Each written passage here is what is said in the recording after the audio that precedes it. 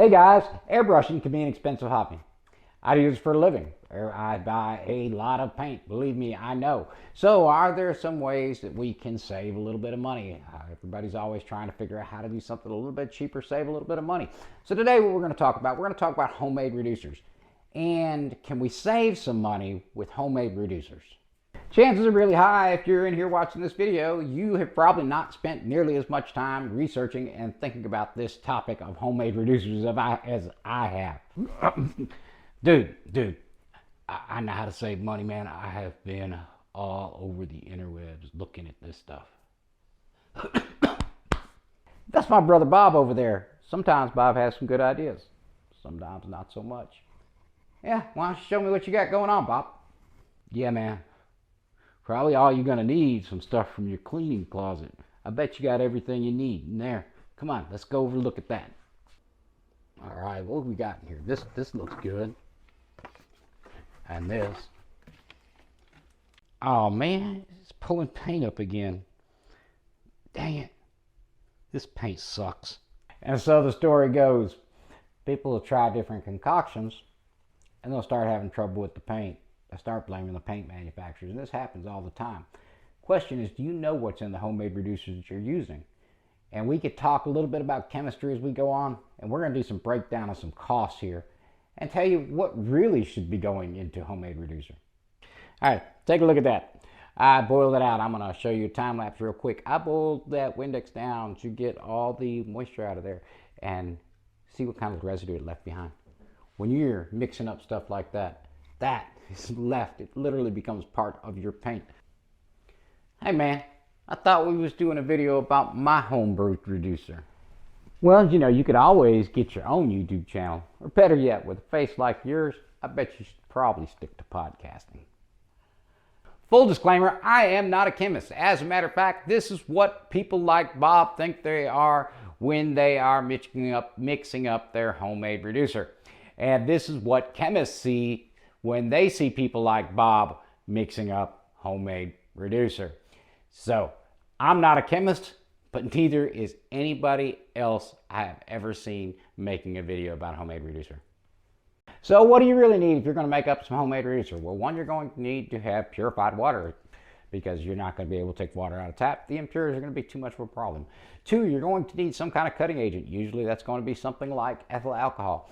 Fun fact, here in the United States, denatured alcohol is ethyl alcohol with poisons added to it.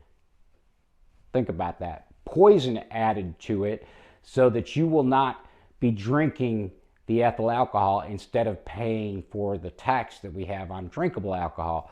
Man, now I gotta clean my bowl.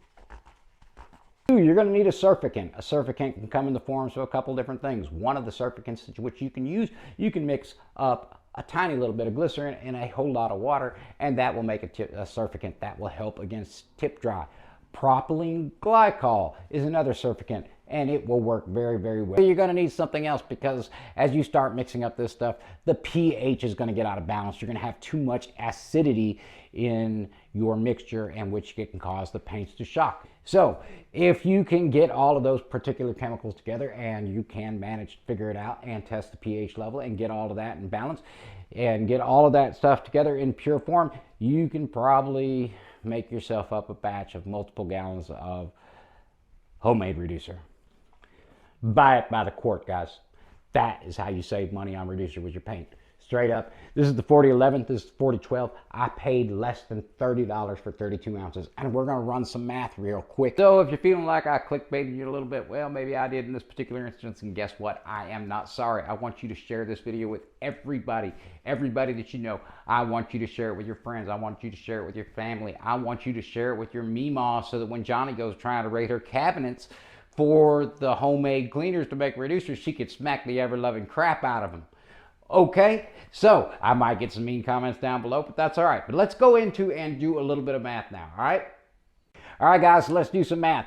At a 300% reduction ratio, which is a heavy reduction ratio, if you were to reduce at 300%, you would go through 10.66 bottles of 1 ounce paint and 5.33 bottles of 2 ounce paint before you run out of a quart of reducer. So at a 1-to-1 reduction ratio, what does that mean? That means we can get 32 1 ounce bottles of paint or 16 2-ounce bottles of paint. So let's say you start talking about painting with a spray gun, or you're painting a lot larger stuff. All right, so let's break that down. 128 ounces of paint is a gallon. So, and of course you guys can figure out the liters from there. So at a typical 10% reduction, which if you're using larger spray stuff, you're not going to reduce more than 10% or so, that's going to come out to 13 bucks. If you buy 2 gallons of paint, enough to paint an entire small car, you could save a whopping total of $26 if you use no reducer. So if you are willing to risk problems for $26, please let me know where your business is located so I can make sure I never do any business with you in the future.